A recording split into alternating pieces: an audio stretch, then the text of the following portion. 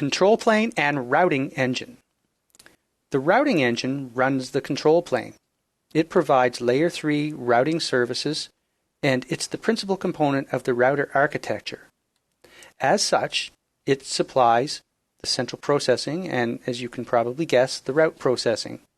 The routing engine also supplies the storage for the underlying operating system, and it is through the routing engine that the command line interface is presented. Routing engine responsibilities. So you know that any router has to manage routing protocols, and that is also the responsibility of the Junos operating system's routing engine. In relation to that, it is also responsible for maintaining routing tables and ensuring that they are up to date. It then transmits those routing updates to the packet forwarding engine. Another important responsibility of the routing engine is to perform system management requirements. The functions of the routing engine.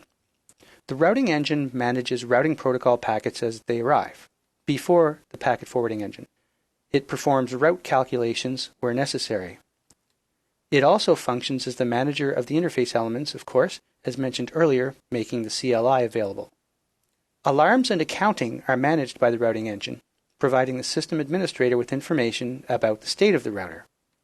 Configuration management is also the domain of the routing engine, storing configuration files, microcode, and even system images. They are stored in a primary and dual secondary locations.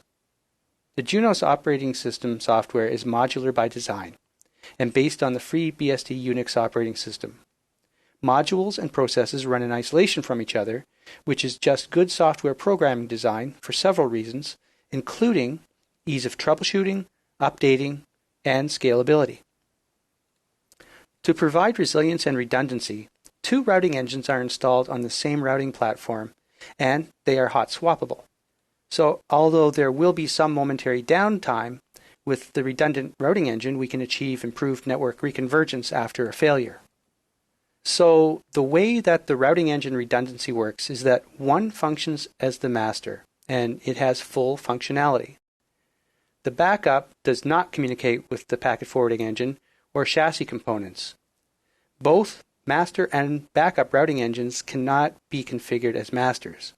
When a failure or manual switchover happens, the routing engine configured as the backup assumes control of the system and becomes the new master. So in this video, you had a look at the routing engine, which runs the control plane of the Junos operating system.